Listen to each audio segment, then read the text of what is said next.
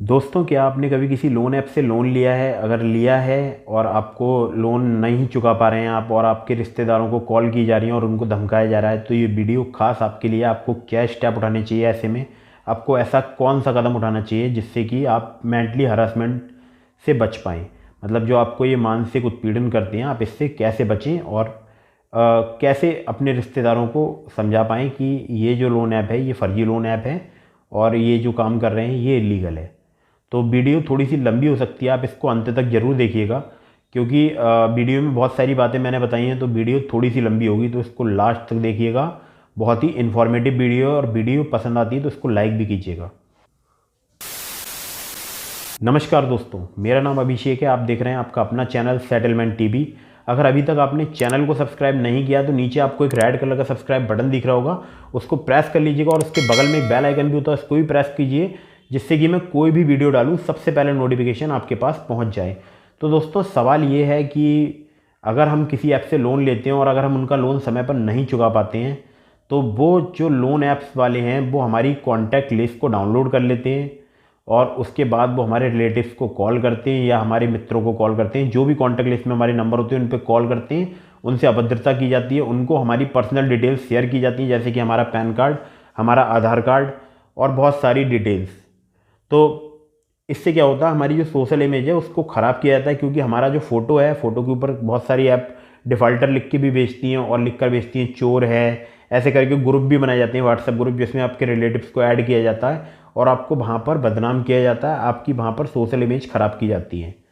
तो ऐसे में हमें क्या करना चाहिए? तो ये बहुत कॉमन क्वेश्चन है, बहुत सारे लोग मुझसे पूछते हैं कि हम क्या करें। तो इसका सबसे अच्छा मैं जो है रिप्लाई आज इसमें देने वाला हूँ वीडियो में, तो वीडियो को लास्ट तक देखिएगा। देखिए, सबसे पहले हमें जो काम करना है वो करना है सबसे पहले पुलिस कंप्लेंट रजिस्टर। अब पुलिस कंप्लेंट हमें क्यों रजिस्टर करानी है, इसके पीछे भी मैं आपको कारण बताऊंगा। आपका कोई भी फ़ोटो कोई भी ऐसे पब्लिक नहीं कर सकता कि ये व्यक्ति चोर है, या आपकी सोशल इमेज को कोई भी व्यक्ति ख़राब नहीं कर सकता। इसके ऊपर काफ़ी गंभीर धाराएं हैं जो कि बनती हैं, और जो भी एनबीएफसी कंपनी से आपने लोन लिया है, उनके जो भी एजेंट्स आपको हरासमेंट कर रहे हैं, आप उनके बारे में पुलिस को कंप्लेंट कराइए, पुलिस को बताइएगा और पुलिस में कंप्लेंट रजिस्टर कराइए। और जो भी एनबीएफसी कंपनी है, आप उनको भी उस कंप्लेंट की कॉपी मेल के द्वारा फॉरवर्ड कीजिए। हालांकि मैं जानता हूँ 97% लोन ऐप्स फर्जी हैं प्ले स्टोर पर जो मौजूद हैं, और ये मैं दावे के साथ कह रहा हूँ कि वो फर्जी ही हैं, क्योंकि सिविल में भी बहुत सारी लोन ऐप्स मतलब लगभग 97% लोन ऐप्स की डिटेल सिविल में शो नहीं करती है।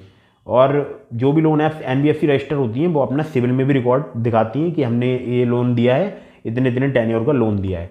तो ये 7 से 15 दिन का लोन जो बांटने वाली जो कंपनियां हैं, ज़्यादातर लगभग मोस्टली 97% फर्जी कंपनियां हैं।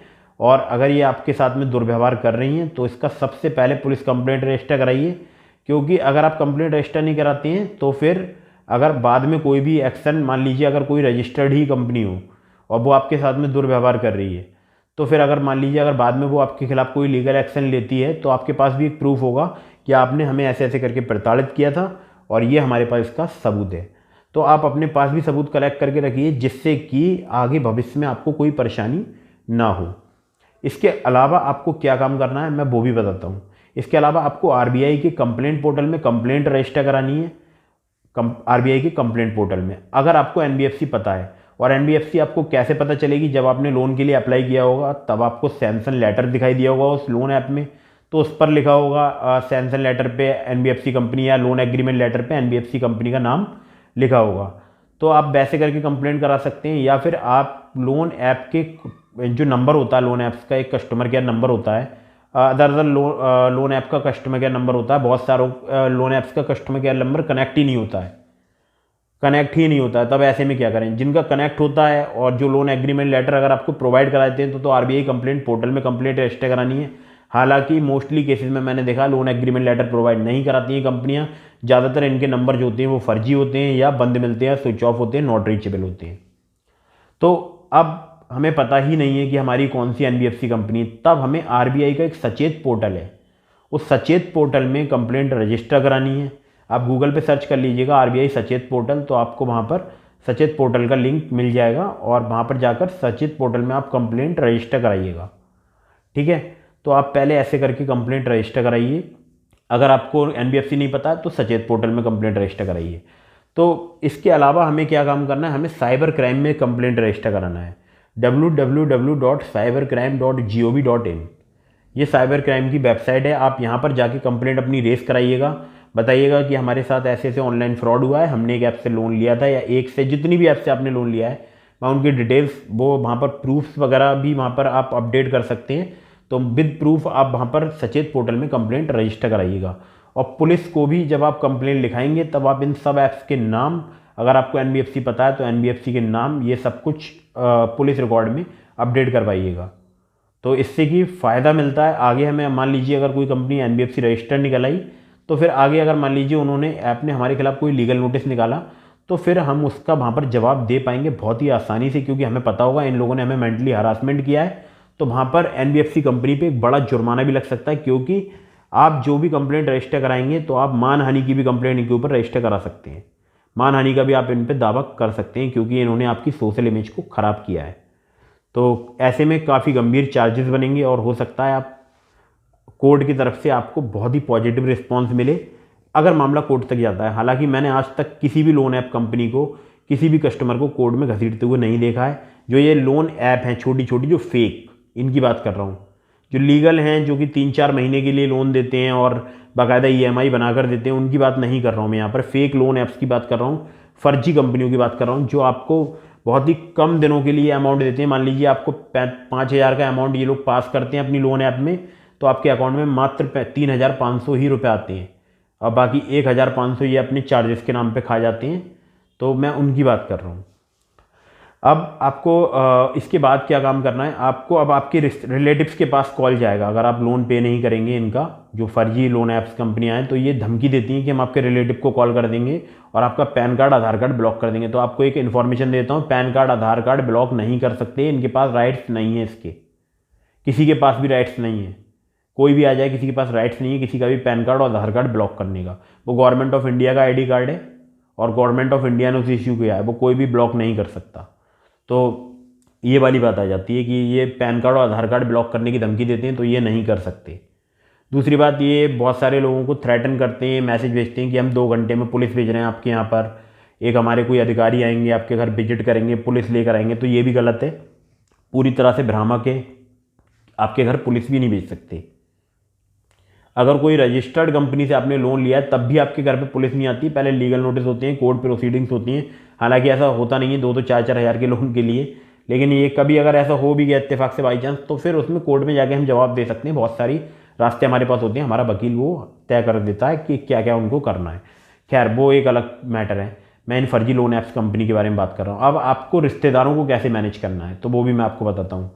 देखिए, अगर यहाँ तक अगर आपने वीडियो देख ली और आपको अगर पसंद आ रही है मेरी बात और आपको समझ आ रही है मेरा ये जो बताने का तरीका है, तो आप वीडियो को तुरंत से लाइक कर दीजिएगा। और चैनल अगर आपने अभी तक सब्सक्राइब नहीं किया है तो नीचे देख लीजिएगा कहीं वो बटन जो सब्सक्राइब वाला है वो रेड तो नहीं है। अगर रेड है तो उसको प्रेस कर दीजिएगा। तो चैनल सब्सक्राइब जरूर कीजिएगा। और उसके बगल में एक बेल आइकन भी होता है सब्सक्राइब के बगल में, उसको भी प्रेस कर दीजिएगा और ऑल नोटिफिकेशन बेल पे क्लिक कर दीजिएगा। तो यही मैं आपको बताने वाला हूँ कि रिश्तेदारों को हम कैसे मैनेज करें। आखिर हम उन्हें कैसे बताएं कि ये फ्रॉड कंपनी है। तो आप जो भी कंप्लेंट रजिस्टर कराते हैं आरबीआई कंप्लेंट पोर्टल में, साइबर क्राइम में या पुलिस में, उनकी एक्नॉलेजमेंट कापी आपके पास होती है। कंप्लेंट, पुलिस कंप्लेंट की तो आपके पास एक रिटन में जो आप कंप्लेंट देते हैं उसकी आपके पास हार्ड कॉपी होती है। तो उसका एक फ़ोटो खींचिएगा, अपने सभी रिलेटिव्स को एक व्हाट्सअप ग्रुप बनाइएगा, उसमें ऐड कीजिएगा और वहाँ पर उस कॉपी को सेंड कर दीजिएगा। अगर मान लीजिए आपके किसी रिलेटिव की प्राइवेसी लगी कि आप उनको ग्रुप में ऐड नहीं कर सकते, तो उनको डायरेक्टली वो फ़ोटो व्हाट्सअप कर दीजिएगा। जो भी आपने कंप्लेंट रजिस्टर कराई है उनको बता दीजिएगा ऐसे ऐसे अगर आपके पास कोई भी कॉल आता है और आपको अगर कोई भी वो अभद्रता करता है, आपसे कोई भी बदतमीजी करता है, तो मैंने इस बाबत में कंप्लेंट रजिस्टर करा दी है।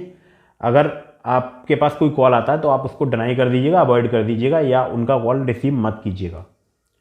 तो ऐसे भी आप इनके हरासमेंट से बच सकते हैं, जिससे कि आपके रिश्तेदारों को भी पता चलेगा कि इनकी जो प्रॉब्लम है वो जेन्युइन प्रॉब्लम है और आप काफ़ी हद तक रिलैक्स महसूस करेंगे। क्योंकि बहुत सारे सब्सक्राइबर्स के कमेंट आ रहे हैं कि मैं सुसाइड कर लूँगा, मैं ये कर लूँगा, मैं वो कर लूँगा। तो प्लीज़ मेरी आपसे हाथ जोड़ के गुजारिश है, इन 2-2 टके की, मैं इनको 2-2 टके की बोलूँगा फर्जी लोन ऐप्स वालों के लिए, ये जो 2-2 टके की हरकतें करते हैं और ये जो आपकी सोशल इमेज को ख़राब कर रहे हैं, तो इनके लिए आप सुसाइड करेंगे। अब इनके लिए सुसाइड करेंगे मतलब जो आपकी सोशल इमेज ख़राब कर रहा है, इनके ऊपर तो और उल्टा मानहानि का केस रजिस्टर कराइए, फाइंड आउट कराइए अपने आपके शहर में कोई साइबर क्राइम का अगर थाना है तो वहाँ पर भी जाइए, वहाँ बोलिए उनसे कि ऐसे ऐसे करके इनको फाइंड आउट कीजिए, मेरे को बहुत परेशान कर रखा है इन लोगों ने। तो इनसे डरने की आवश्यकता नहीं है, बिल्कुल भी डरने की आवश्यकता नहीं है। बिल्कुल अगर आपके पास पैसे नहीं हैं तो इनसे टाइम मांगिए, अगर ये टाइम नहीं देते हैं, आपके कॉन्टैक्ट लिस्ट पे कॉल करते हैं, तो फिर इनसे बोलिएगा अब हम घंटा पैसे नहीं देंगे, अब आपको अगर पैसे चाहिए तो आप कोर्ट में आके पैसे ले लेना, हमारे खिलाफ अब तुम ओरिजिनल लीगल नोटिस निकालिए और हम कोर्ट में उसका पेमेंट कर देंगे। और ऐसा नहीं होता है, अगर मान लीजिए ओरिजिनल लीगल नोटिस भी आपके खिलाफ में आ गया तो आप अपने पास इनके सबूत रखिए प्रॉपर, जो भी आपको इन लोगों ने मेंटली हरासमेंट किया है, और वो कोर्ट में पेश कीजिएगा, अपने वकील को बताइएगा, तो फिर इनकी भी बाट लगनी तय है। और पहले तो ऐसा होता नहीं है, मैं आपको ये भी बता दूं कि ऐसे लीगल नोटिस वगैरह नहीं निकालते हैं ये, क्योंकि ये खुद फर्जी है, इनकी एनबीएफसी का भी पता नहीं होता। अगर इनकी एनबीएफसी का पता होता तो ये आपको लोन एग्रीमेंट लेटर तुरंत प्रोवाइड करा देंगे। तो आपको इनसे डरने की क्यों आवश्यकता है, मुझे ये बात समझ नहीं आती, आप इनसे क्यों डरते हो। ये आपके कॉन्टैक्ट लिस्ट में कॉल करेंगे, आपके माँ बाप को बोल देंगे, आपके माँ बाप को बोल देंगे कि आपने लोन लिया है, ठीक है गलती हो गई हमसे, हमने ले लिया एक बार, चलो हम अपने माँ बाप से माफ़ी मांग लेंगे कि हमने ले लिया। मान लीजिए उनको पता चल गया आपके माँ बाप को कि आपने लोन लिया है, आपके रिश्तेदारों को पता चल गया, तभी मैक्सिमम क्या कर लेंगे, उनको बता दिया ना। फिर रिलेटिव को भी कॉल करोगे तो क्या उखाड़ सकते हो यार, रिलेटिव थोड़ी ना पैसे दे देंगे, आप बताइए। रिलेटिव को अगर ये फ़ोन करके गाली दे रहे हैं तो अपने खिलाफ चार्जेस और बनवा रहे हैं और मजबूत कर रहे हैं। आप मेरी बात बहुत अच्छे से समझ रहे होंगे, आप मैनेज कीजिए कैसे भी करके। अगर आप किसी परेशानी में हैं तो उस घुटन से बाहर निकलिए और वो घुट घुट के जीना छोड़ दीजिए कि नहीं आज रात में तो मुझे नींद ही नहीं आएगी, मेरे को तो कल पेमेंट करना हर हालत में, और अगर मैं पेमेंट नहीं करूँगा तो कल उसने मेरी कॉन्टैक्ट लिस्ट मुझे व्हाट्सएप पर भेजिए, मुझे धमकी दी है कि मैं कॉन्टैक्ट लिस्ट में कॉल करके आपको बदनाम करूँगा, आपका फ़ोटो शेयर करूँगा, फ़ोटो पे चोर लिखूँगा और भेजूँगा व्हाट्सएप ग्रुप बना के आपके रिलेटिव का, आपके फ्रेंड्स का। तो इनसे डरना बंद कर दीजिए, क्योंकि आप इनसे डरेंगे और जितना आप डरते हैं ना, ये आपको डराते हैं, इसी चीज़ का तो ये फ़ायदा उठाते हैं। इनकी जो मोटी कमाई का जरिया ही आपका डर है। ये जो कमा रहे हैं अंधाधुंध ब्याज, आरबीआई की कोई गाइडलाइन को फॉलो नहीं कर रहे हैं। देखिए हर चीज़ का एक पैरामीटर है, आरबीआई ने भी जो ब्याज के लिए पैरामीटर बनाया है वो एक अलग पैरामीटर बनाया है। ऐसा नहीं है कि अंधाधुंध किसी की अपनी मर्जी चल रही है, कोई कितना भी हमसे ब्याज वसूल सकता है। कोई आज से बहुत मतलब कौन सा लगान वाला ज़माना थोड़ी ना चल रहा है कि आपसे वसूल किया जाएगा। आप मुझे बताइएगा, चलिए मान लीजिए मेरे खिलाफ कोई लीगल नोटिस आ गया, मैंने किसी ऐप से लोन लिया, उन्होंने मेरी कॉन्टैक्ट लिस्ट पे कॉल किया और मेरे खिलाफ रियल में कोई लीगल नोटिस निकाल दिया, तब मैं क्या डरूंगा उनसे? मैं तो बिल्कुल भी नहीं डरूंगा। मैं जाऊंगा, ऐसा तो नहीं वकील कोई 1-2 लाख रुपए उसकी चार्ज होगा, फीस होगी, जो भी उसकी वकील की फीस होगी, कुछ छोटा वकील कर लेंगे हम बहुत बड़े वकील के पास नहीं जाएंगे। तो ऐसा तो नहीं होता ना कि हर वकील की, सब वकील की फ़ीस अलग अलग होती है। तो हम वकील को जब अपनी समस्या बताएंगे तो फीस तो वो आधी वैसे भी कम कर देंगे, वो देख लेंगे कि ये बंदा तो ऑलरेडी इतना मेंटली हरासमेंट इसको किया गया है कि ये हमारे पास आया है, तो वो तो फीस अपनी वैसे भी कम कर देंगे। तो सभी वकील बंधुओं से भी मेरा निवेदन है कि अगर कोई भी ऐसा केस आपके पास आए तो प्लीज़ उनको वरीयता दीजिए और उनकी बात को समझिए, क्योंकि जो भी बोरोवर्स होते हैं बहुत ही मेंटली जो डिप्रेस्ड होते हैं और इनको इतना परेशान किया जाता है, इनको इतना बदनाम किया जाता है कि ये बहुत ही एक बोलते हैं ना कि मतलब अगर इनको थोड़ा सा और अगर परेशान कर दिया ना तो ये सुसाइड करने तक की नौबत आ जाती है इनकी। तो मैं वही कह रहा हूँ, सुसाइड करने की ज़रूरत नहीं है इन 2-2 कौड़ी के फेक लोन ऐप के चक्कर में, जो आपको लोन एग्रीमेंट लेटर नहीं दे रहे हैं, आप लोन एग्रीमेंट लेटर मांग रहे हैं, जो आपको जब आप इनसे कहते हैं हमें सैंक्शन लेटर दे दीजिए, ना ये वो देते हैं, ना लोन एग्रीमेंट लेटर देते हैं, ना इनकी कंपनी का कोई आता पता है, ना अपना कंपनी एनबीएफसी का नाम बताते हैं, ना अपना जीएसटी नंबर बताते हैं। तो आप क्या इनके लिए सुसाइड करोगे? और हम क्यों करेंगे सुसाइड? ईश्वर ने हमें अगर जन्म दिया है धरती पर तो फिर इसलिए थोड़ा ना दिया है कि हम इन 2-2 कौड़ी की लोन ऐप के चक्कर में आके सुसाइड कर लें। ये भी बहुत कम करने हैं जीवन में, तो कभी भी ऐसा कोई काम मत कीजिएगा जिससे समाज पर कोई गलत प्रभाव पड़े, क्योंकि आत्महत्या एक बहुत ही गलत विकल्प है, इसको कभी मत चुनिएगा। और कभी भी मेरा आपसे हाथ जोड़ के निवेदन है, कभी भी ऐसी कोई भी काम करने की कोशिश मत कीजिएगा। तो इनसे डरिए मत, इनसे डट के मुकाबला कीजिए, इनकी कंप्लेंट रजिस्टर कराइए। धीरे धीरे बात सरकार तक पहुंच रही है, ऐसा नहीं है सरकार तक हमारी बात नहीं पहुंच रही है। ट्विटर पे जाके ट्वीट कीजिए और उसमें टैग कीजिए आरबीआई के लिए, निर्मला सीतारमण जी के लिए जो हमारी फाइनेंस मिनिस्टर हैं, और आरबीआई के गवर्नर के लिए, और अपनी बात लिखिए ट्विटर पर, ट्वीट कीजिए और ban loan apps in India, इस हैशटैग का यूज कीजिए, या ऑपरेशन हफ्ता वसूली जो जी बिजनेस ने एक प्रोग्राम चलाया था ऑपरेशन हफ्ता वसूली, वो भी टैग लगाइएगा। और इसके अलावा जी बिजनेस को भी टैग कर दीजिएगा। और जो भी आप कंप्लेंट रजिस्टर कराते हैं, और हो सके तो अपने जो पुलिस स्टेशन जो आपके पुलिस अधिकारी हैं, जैसे एसपी सिटी हैं या जो भी हैं, उनको भी ट्विटर पे टैग कर लीजिएगा, वहाँ के बड़े पुलिस अधिकारी के लिए, जहाँ पर आपने पुलिस कंप्लेंट रजिस्टर कराई है, जिससे कि आपकी बात जो है मतलब वो सोशल मीडिया में बनी रहे और लोगों को पता रहे कि इन्होंने कंप्लेंट रजिस्टर कराई थी। तो बस यही मुझे बताना था आप लोगों के लिए। इनसे इतना इनकी प्रताड़ना से इतना डरिए मत, इतना घबराइए मत, और हो सके तो इनसे लोन एग्रीमेंट लेटर लो और देन ही पेमेंट करो। मेरा तो सभी से ये कहना होता है, अगर लोन एग्रीमेंट लेटर नहीं दे रहे हैं तो कंप्लेंट रजिस्टर कराओ। तो बताइएगा मुझे आपको वीडियो कैसी लगी, तो लाइक ज़रूर कीजिएगा वीडियो के लिए, और शेयर कीजिएगा जो भी परेशान है उनके लिए। और परेशान क्या, मैं तो जागरूकता के लिए वीडियो बनाता हूँ, तो आप कहीं भी शेयर कर दीजिए इसे। तो मिलते हैं किसी दूसरी वीडियो में, तब तक के लिए जय हिंद, वंदे मातरम।